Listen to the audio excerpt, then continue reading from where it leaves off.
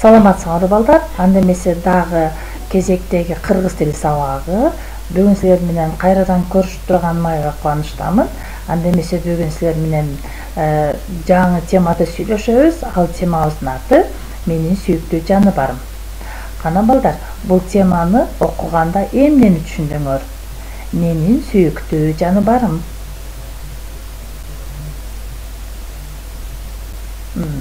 Жакшы. Анда эмесе балдар, бүгүн биз өзүбүздүн жакшы көргөн жаныбарыбыз жөнүндө сүйлөшөт экенбиз. Анда эмесе бүгүнкү сабакка максат коюп алайлык. Балдар, силер бул сабактан эмнени билгиңер келет?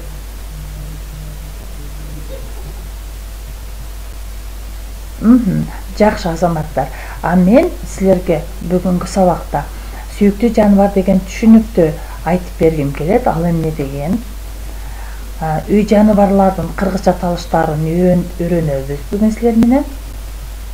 Аңгеме түзгөндү үйрөнөбүз жана жаныбарларды сүйүүгө жана аларды коргоого үйрөнөбүз. Балдар, анда эмесе дептериңерди ачып, бүгүнкү числону жазып койгула.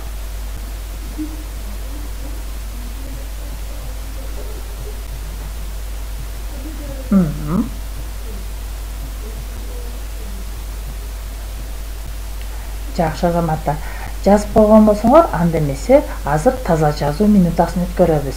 Силердин экраныңарга азыр сүрөттөр пайда болот. Ал кайсы жаныбар экенин кыргызча аталышын жаңы сызыкка сулуу кылып, ар бир тамганы элементи менен жазып койгула балдар. Бул эмне? Жакшы. Андан кийинкиси.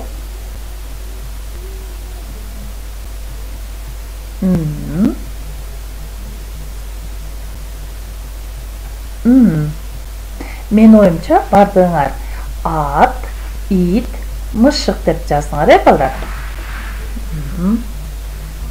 Жакшы.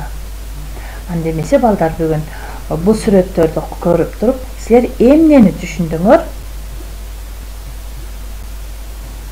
Жакшы.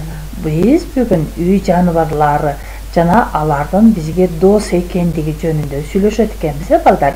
Балдар, үй жаныбарлары биздин короолорубузда, же болбосо үйүбүздө жашап, алар бизге кандайдыр бир пайдасын тийгизет, балдар.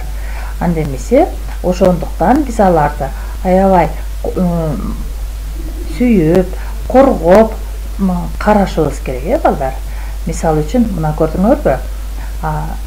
Ит менен мышыкты адамдар өтө итеттик менен мамиле кылышып, буларга сүйүп карашат. Мына көрдүңөрбү? Ит адамдын досу деген сөз бар, балдар.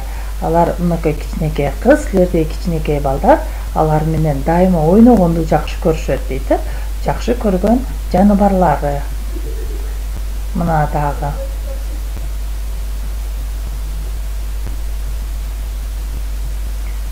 Мышык,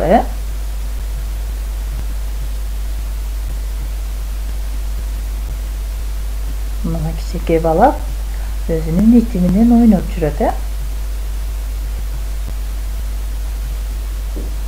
Мына кичинекей кыз понини минип алып жүрөт. Балдар, дагы бир жаныбарлар жөнүндө канаттуулар деп коеюн. Канаттуу жөнүндө айткым келет. Биздин кыргыз элинде куштарды аябай жакшы көрүшөт. Аларды багып, атайын багып, аларды таптап, ошолор менен аңчылык кылганга чыгышат. Ал куштар бүркүттөр болот, кыргыйлар, шумкарлар. Булар атайын адамдар аларды багып, үйрөтүшүп, колго үйрөтүшүп, андан кийин алар менен аңчылык жасашат. Жакшы азаматтар. Мына көрдүңөрбү? Эки жаныбар бири-бири менен дос болуп турат, балдар.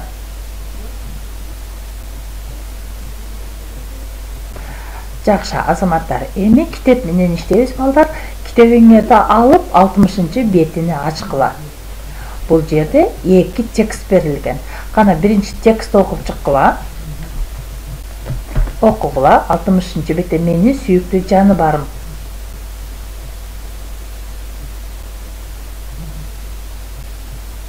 Ушул жерден видеону токтотуп турсаңар болот, анан окуп бүтүп дагы улантасыңар, балдар.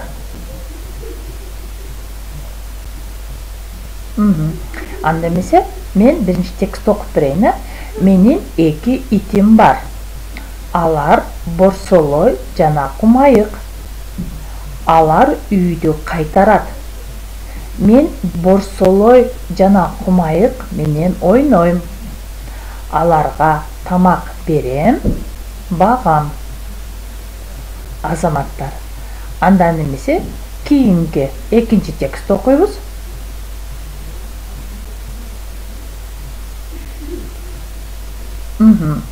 Анда эмесе мен дагы окуп берейин.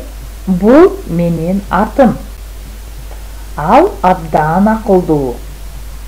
Мен ат мингенди жакшы көрөм. Атыма чөп, суу берем.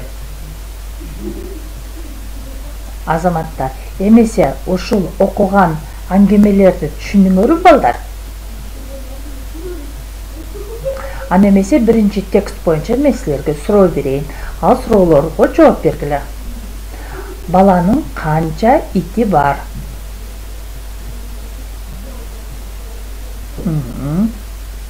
Жакшы. Алардын аттары кандай?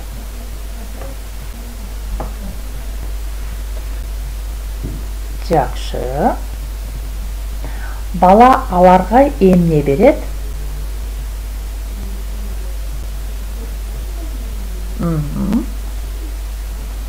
Эми экинчи текст окудук, балдар. Эми экинчи текст боюнча суроолорго жооп бергиле. Баланын эмнеси бар?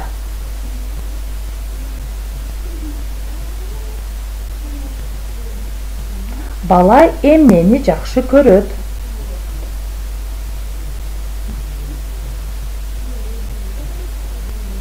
Ал атына эмне берет? Же болбосо кантип багат, Ошолорго жооп бергиле. Азаматтар, анда эмесе бүгүнкү сабакты бышыктайбыз. Кана балдар, бүгүн эмне жөнүндө сүйлөштүк?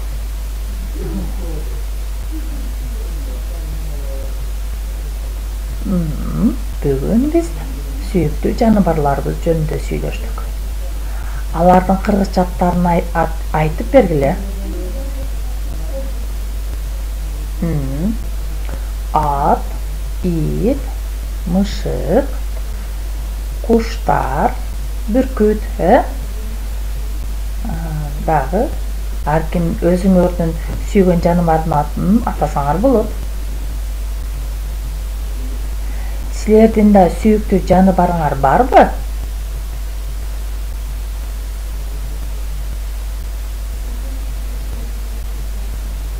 Эгерде бар болсо, анын аты кандай? Иттериңердин аты, мышыктардын аттары кандай экендигин айтсаңар болот. Жакшы, азаматтар. Анда эмесе үйгө тапшырма алабыз, балдар. Үйгө тапшырма. Сүйүктүү жаныбарлардын сүрөттөрүн таткыла.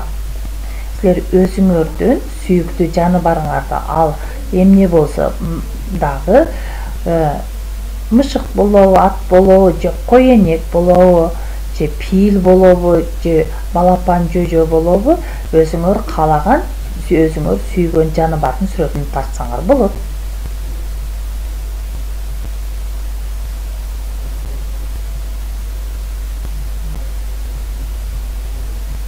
Анын сүрөтүн тартып, мага телефонго тартып, мага жөнөтүп жибергиле. Мен силердин сүрөттөрүңөрдү көрөйүн. Эмнени жакшы көргөндүгүңөрдү билейин мен. Макулбу? Азаматтар, анда эмесе бүгүнкү сабагыбыз ушуну менен аяктады. Кайрадан көрүшкөнчө саламатта калгыла.